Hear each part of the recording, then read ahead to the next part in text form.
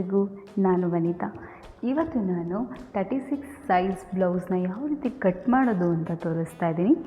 So ಇಲ್ಲಿ 90 metre ಲೈನಿಂಗ್ನ ತೊಗೊಂಡಿದ್ದೀನಿ, 1 fold ಮಾಡಿದ್ದೀನಿ.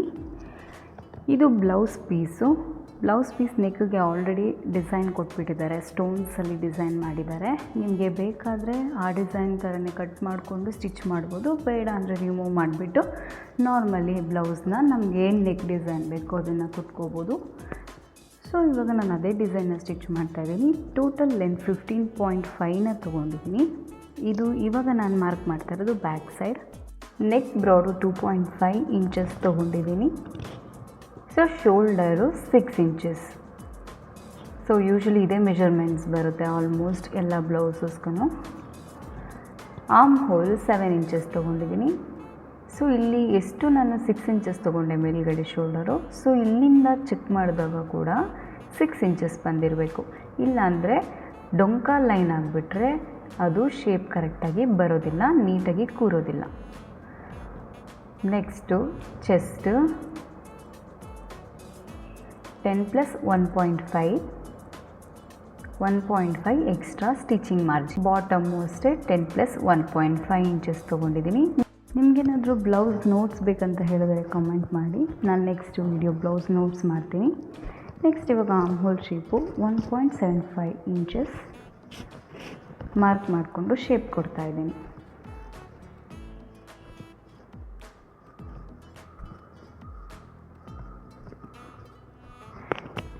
ಇವಾಗ ಕಟ್ ಮಾಡ್ಕೋತಾ ಇದ್ದೀನಿ. ನಾನು ನೆಕ್ ಡೀಪ್ ಕಟ್ ಮಾಡ್ತಾ ಇಲ್ಲ, ಬಿಕಾಸ್ ಆಲ್ರೆಡಿ ಡಿಸೈನ್ ಇರೋದ್ರಿಂದ.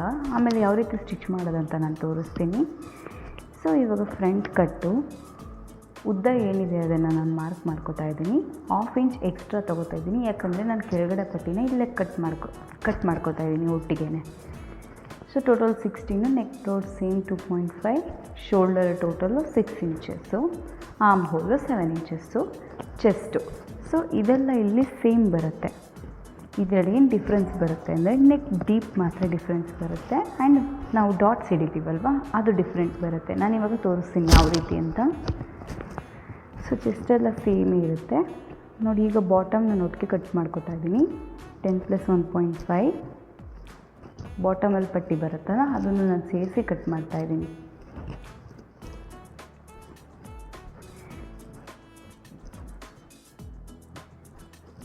ಸೊ ಇವಾಗ ಫ್ರಂಟ್ ನೆಕ್ ಡೀಪು 7 ಇಂಚಸ್ ತೊಗೊಂಡಿದ್ದೀನಿ.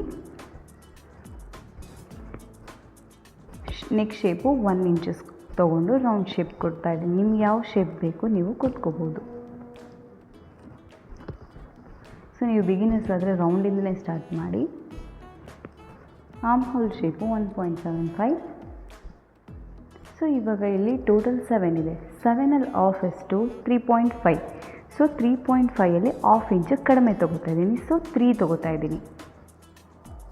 3 ತೊಗೊಂಡು ಇಲ್ಲಿಂದ ಈ ಪಾಯಿಂಟಿಂದ ಈ ಪಾಯಿಂಟ್ಗೆ 0.5 ಮಾರ್ಕ್ ಮಾಡಿದ್ದೀನಿ, ಯಾಕಂದರೆ ಶೇಪ್ ಕೊಡಬೇಕು ಅದಕ್ಕೆ.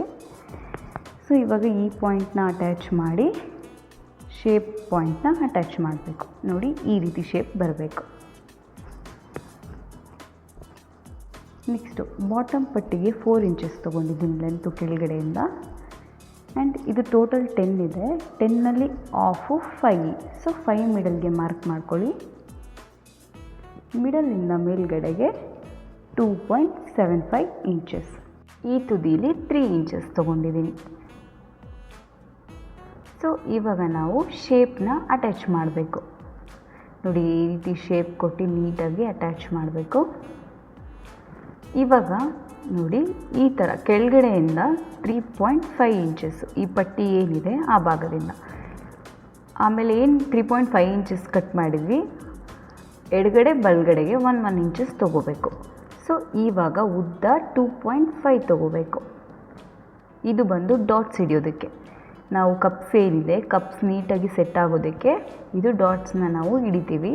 ಸೊ ಡಾಟ್ಸ್ಗೆ ಯಾವ ರೀತಿ ಮೆಷರ್ಮೆಂಟ್ ಮಾಡ್ಕೋಬೇಕಂದ್ರೆ ಇವಾಗ ತೋರಿಸ್ತಾ ಇದ್ದೀನಲ್ಲ ಈ ರೀತಿ ಮಾಡ್ಕೋಬೇಕು. ಇದು ಬಾಟಮ್ ಆಯಿತು. ಸೊ ನೆಕ್ಸ್ಟು ಸೈಡಲ್ಲಿ 2 ಇಂಚಸ್ ನಾವೇನು ಉದ್ದ ಎಂಡ್ ಆಗಿತ್ತು ಅಲ್ಲಿಂದ 2 ಇಂಚಸ್ ತೊಗೊಂಡಿದ್ವಿ. ಈ ರೀತಿ ಸೈಡ್ಗೆ ಶೇಪ್ ಕೊಟ್ಕೋಬೇಕು. ಸ್ಟ್ರೈಟಾಗಿ ಕೊಡಬಾರ್ದು, ಸೈಡಿಗೆ ಕೊಟ್ಕೋಬೇಕು. ನೆಕ್ಸ್ಟ್ ಇಲ್ಲಿಂದ 2.5 ಡಿಸ್ಟೆನ್ಸ್ ತೊಗೊಳ್ಳಿ. ಕ್ರಾಸ್ ಆಗಿ ಈ ರೀತಿ ಒಂದು ಲೈನ್ನ ಎಳ್ಕೋಬೇಕು. ಸೊ ನೋಡಿ, ಇಲ್ಲಿಂದ ಮೇಲ್ಗಡೆ ಅಂದರೆ ಕಪ್ಪು ಬ್ರಾಡ್ಗೆ 3 inches up distance. So arm hole ಶೇಪ್ಗೆ ಅಟ್ಯಾಚ್ ಮಾಡ್ಕೋಬೇಕು. ನಾನು ಇದನ್ನು ಯಾವ ರೀತಿ ಅಟ್ಯಾಚ್ ಮಾಡಬೇಕಂತ ನಾನು ತೋರಿಸ್ತೀನಿ ಸ್ಟಿಚ್ ಮಾಡಿ.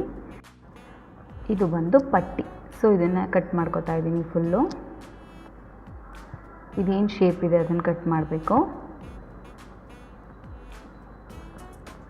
ಬಾಟಮ್ ಇಲ್ಲಿ ಸೈಡ್ ಏನಿದೆ ಸೈಡನ್ನ ಕಟ್ ಮಾಡಬೇಕು, ಯಾಕೆಂದರೆ ಅದು ಎಕ್ಸ್ಟ್ರಾಸು. ಇಲ್ಲಿ ಡಾಟ್ ಹಿಡಿತೀವಲ್ಲ, ಡಾಟ್ ಹಿಡಿದಾಗ ಇಲ್ಲಿ ಕರೆಕ್ಟ್ ಆಗುತ್ತೆ ನೋಡಿ, ಸೈಜು ಇಲ್ಲಿ ಕರೆಕ್ಟಾಗಿ ಕೂರುತ್ತೆ. ಸೊ ಎಕ್ಸ್ಟ್ರಾಸ್ ಏನಿದೆ ಅದು ಸೈಡಲ್ಲಿ ಕಟ್ ಮಾಡಬೇಕು. ನಾವು ಸ್ಟಿಚಿಂಗ್ ಮಾರ್ಜಿನ್ ಏನು ಇಟ್ಟಿದ್ವಿ ಅದನ್ನು ಕಟ್ ಮಾಡಿಬಿಡಬೇಕು. ಸೊ ಇವಾಗ ನೆಕ್ಸ್ಟ್ ಶೇಪ್ನ ಕಟ್ ಮಾಡ್ತಾಯಿದ್ದೀನಿ. ಇದು ಫ್ರಂಟ್ ಕಟ್ ಆಯಿತು.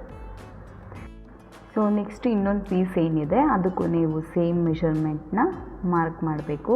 ಈ ರೀತಿ ಟ್ರಾನ್ಸ್ಫರ್ ಮಾಡಿ.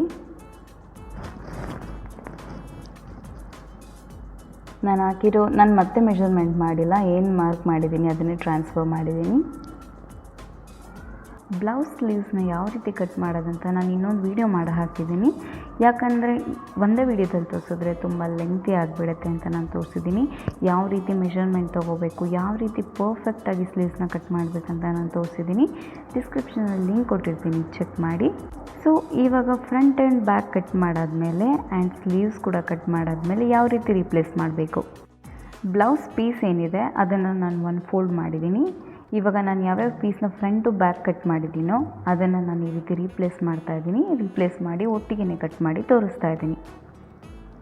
ಸೊ ಈ ರೀತಿ ಬಟ್ಟೆ ಶಾರ್ಟೇಜ್ ಆಗೋದು ಆ ರೀತಿ ಎಲ್ಲ ಏನಾಗೋದಿಲ್ಲ. ಈ ರೀತಿ ನಾವು ರಿಪ್ಲೇಸ್ ಮಾಡಿ ಕಟ್ ಮಾಡ್ಕೊಳ್ಳೋದ್ರಿಂದ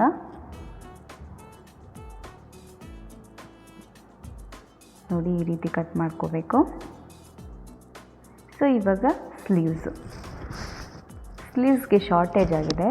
ಸೊ ನಾನು ಸೈಡ್ಗೆ ಬಟ್ಟೆನ ಕೊಡ್ತೀನಿ. ಯಾವ ರೀತಿ ಕೊಡೋದಂತಲೂ ನಾನು ತೋರಿಸ್ತೀನಿ ನಿಮಗೆ. ನೋಡಿ, ಸೈಡ್ ಬಟ್ಟೆಗೆ ನಾನು ಈ ರೀತಿ 4 ಪೀಸಸ್ನ ರೆಡಿ ಮಾಡಿ ಇಟ್ಕೊಂಡಿದ್ದೀನಿ.